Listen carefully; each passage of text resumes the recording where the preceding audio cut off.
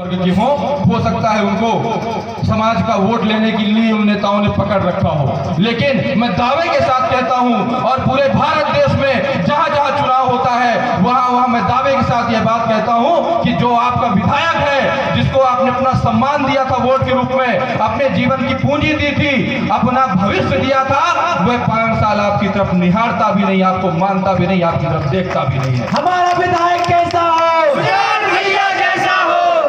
अरे क्या हमारे विधायक को, जिसको हमने अपना भविष्य सौंपा है, क्या इतना उदासीन होना चाहिए?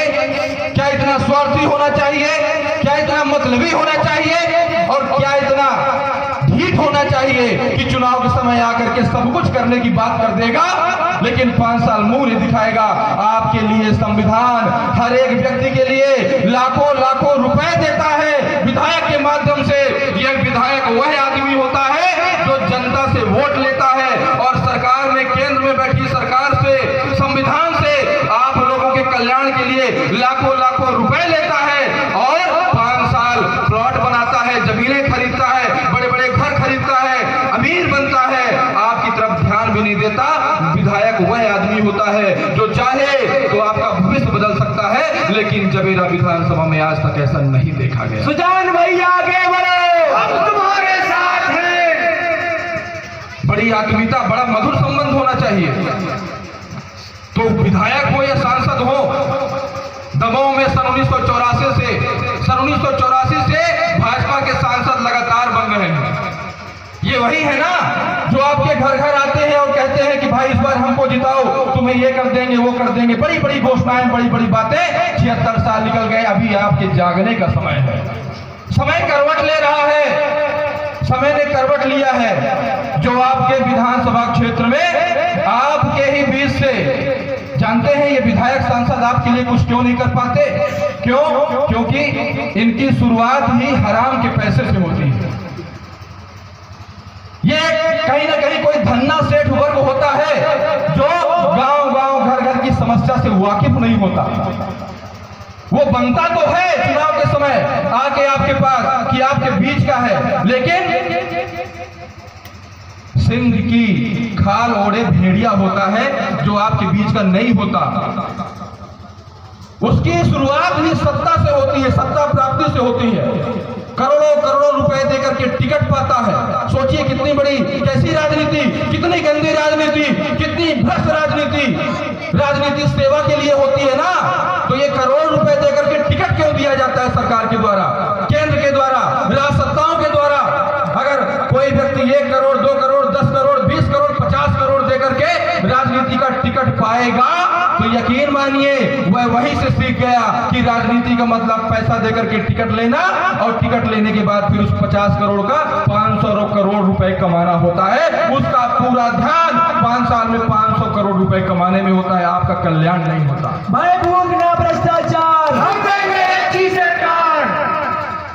हमारे प्रत्याशी सुजान सिंह जी, इनके बारे में जानिए, विचार करिए, उन बातों में मत पड़िए, दारू और पैसा में मत पड़िए। मेरा हाथ जोड़ करके आग्रह है आप लोगों से, चिकनी चुपड़ी बातों में इस बारे में भाजपा कांग्रेस वालों के मत पड़िए।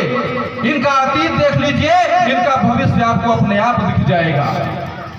सुजान सिंह ठाकुर जो यहाँ पर सुजान सिंह लोधी जी हैं, इनका जीवन जब चुनाव लड़ने के लिए कोई बात ही नहीं थी कि ये चुनाव लड़ेंगे, तब से इनका जीवन समाज कल्याण और परोपकार में बीत रहा है। जब चुनाव का समय नहीं था तब भी ये मां की एक छवि लेकर के और घर घर में जाकर के नशा मुक्त लोगों को करने के लिए प्रेरित करते थे। जबेरा क्षेत्र में 10,000 से ज्यादा ऐसे लोग हैं जो हमारे भारतीय शक्ति जनता पार्टी के प्रत्याशी सुजान सिंह की मेहनत से नशा मुक्त हुए हैं और काम काज करने लायक बने हैं। हमारा विधायक कैसा हो? सुजान भैया कैसा हो? और भारतीय शक्ति जनता पार्टी की पूरी टीम चुनाव के अलावा भी कई वर्षों से क्षेत्र में लगी है। पार्टी तो हमने तब बनाया जब हमने देखा कि हम एक तरफ नशा मुक्ति की बात कर रहे हैं, लोगों के घर में समय दे रहे हैं, बिना पैसा लिए, बिना रुपया लिए लोगों को नशा मुक्त करने के लिए संकल्पित करा रहे हैं, और दूसरी तरफ ये सरकार है, भाजपा हो चाहे कांग्रेस हो, चाहे मुख्यमंत्री हो, चाहे विधायक हो, चाहे सांसद हो, हम देख रहे हैं कि दूसरी तरफ हमारे मेहनत पर यह पानी डाल रहा है, यह गली गली शराब खुलवा रहा है, लोगों को बर्बाद करने के लिए काम कर रहा है, तब ऐसी स्थिति में हमने भारतीय शक्ति चेतना पार्टी की स्थापना की। भारतीय शक्ति चेतना पार्टी जिंदाबाद जिंदाबाद। हमने देखा कि हम अधिकार पूर्वक काम नहीं कर पा रहे, कब तक हाथ जोड़ जोड़ करके नशा मुक्त कराएंगे, और नशा मुक्ति बहुत जरूरी है। आप गांव के रहने वाले हैं, आप चाहे किसी भी जाति के हो, हर घर में पहले कुल देवी और कुल देवताओं की पूजा होती थी। कहीं कोई नशा और मांसाहार नहीं होता था, और कुल देवी और कुल देवताओं का इतना सामर्थ्य होता था। हम गांव के धार्मिक लोग हैं, और ये नेता हमको अधार्मिक बना रहे, अधर्म के रास्ते पर ले जा रहे, केवल अपने वोट बैंक के लिए। बड़े अच्छे से नारियल प्रसाद के साथ, श्रद्धा भक्ति के साथ उन कुल देवी और कुल देवताओं की पूजा होती थी, और उसका प्रताप होता था कि हमारे गांव में कोई समस्या आती थी, या हमारे जीवन में, हमारे परिवार में कोई समस्या आती थी, तो हमारे उन कुल देवी और कुल देवताओं के आशीर्वाद से सब कुछ अपने आप सही हो जाता था। हमारे पूर्वजों ने देखा है। लेकिन जब अंग्रेज और मुसलमान आए, अंग्रेज आए, आताताई शासक आए, उनने कहा ये हमारे गांव-गांव के भारत देश के लोग ये परेशान क्यों नहीं रहते, इनकी उन्नति क्यों होती चली जाती है, इनके राजा इतने अच्छे कैसे होते हैं। तो उनने कहा एक काम करो भाइयों बहनों, 1800 शताब्दी के पहले भारत देश में कहीं भी नशा नहीं होता था, कोई दुकान नहीं होती थी। उनने गांव-गांव कलारी खुलवाई, गांव-गांव घर-घर शराब को बंटवाया, शराब को डालना शुरू किया कि ये जब तक भ्रष्ट नहीं होंगे, अनैतिक नहीं होंगे, दारूखोर नहीं होंगे, मांसाहार करने वाले नहीं होंगे। हमारे धर्म ग्रंथ कहते हैं कि जीव हत्या महापाप है, लेकिन ये आकर के इन्होंने जीव हत्या शुरू करवाई, मांसाहार शुरू करवाया। ऐसा लगता है आज सोचने वालों को कि बहुत पहले से चला आ रहा है, लेकिन यकीन मानिए यह इन्हीं का किया धरा है, और भाजपा और ये कांग्रेस वाले उन्हीं अंग्रेजों का अनुसरण कर करके आपको और बर्बाद करने के लिए नशा और मांसाहार परोस रहे हैं।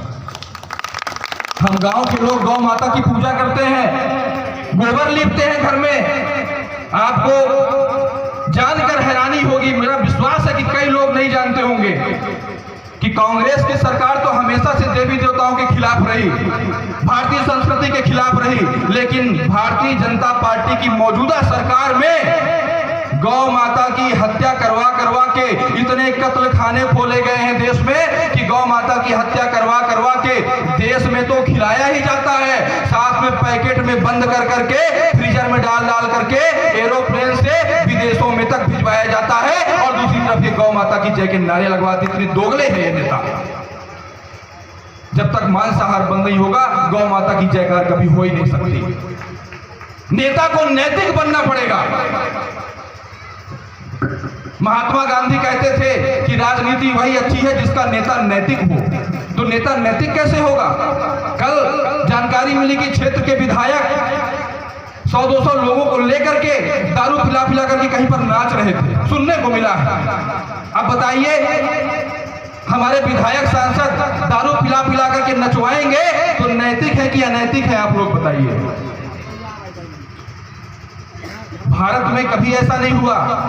राजनीति ने नंगा नाच कभी नहीं किया जो आज वर्तमान में हो रहा है। मैं आप लोगों से हाथ जोड़ करके निवेदन करता हूं कि एक बार अपनी आंखों पर हाथ रख के सोचिए, आप देवी देवताओं के गांव वाले रहने वाले लोग हैं, क्या राजनीति ऐसी होनी चाहिए? बहुत आसान है सब कुछ देना, बहुत आसान है। नेता के जेब से, विधायक के जेब से कुछ भी नहीं जाएगा अगर आप लोगों का कल्याण किया जाएगा तो। हम गांव के लोग हैं, गांव की माटी से हमको प्यार है, लेकिन इन्हें कोई मतलब नहीं है, कोई लेना देना नहीं है गांव का। कभी गांव को गोद लेने की बात की गई थी प्रधानमंत्री मोदी के द्वारा, लेकिन आज भी गांव का युवा, यहाँ पर कई युवा बैठे हैं, गांव का युवा 15 साल होते होते चाहिए, सरकार संविधान ने ये लिख रखा है कि कोई भी गांव का युवा हो, समय के साथ उसके खेल कूद की, स्वास्थ्य की व्यवस्था की जानी चाहिए। कोई भी युवा हो, उसके गांव के आसपास बड़ा स्टेडियम होना चाहिए और खेल के सभी तरीके होने चाहिए, ताकि खेल के जगत में राष्ट्रीय अंतरराष्ट्रीय स्तर पर वो उसकी पहुंच हो। किसी घर में कोई युवा है तो संविधान कहता है कि हर एक घर के हर एक युवा को रोजगार पाना चाहिए। लेकिन धिक्कार है हमारे नेताओं पर कि जहां खेल कूद के रास्ते पर आगे बढ़ाना चाहिए, हमारी युवाओं को शिक्षा के रास्ते पर आगे बढ़ाना चाहिए, चाहिए, रोजगार देना चाहिए। उन युवाओं को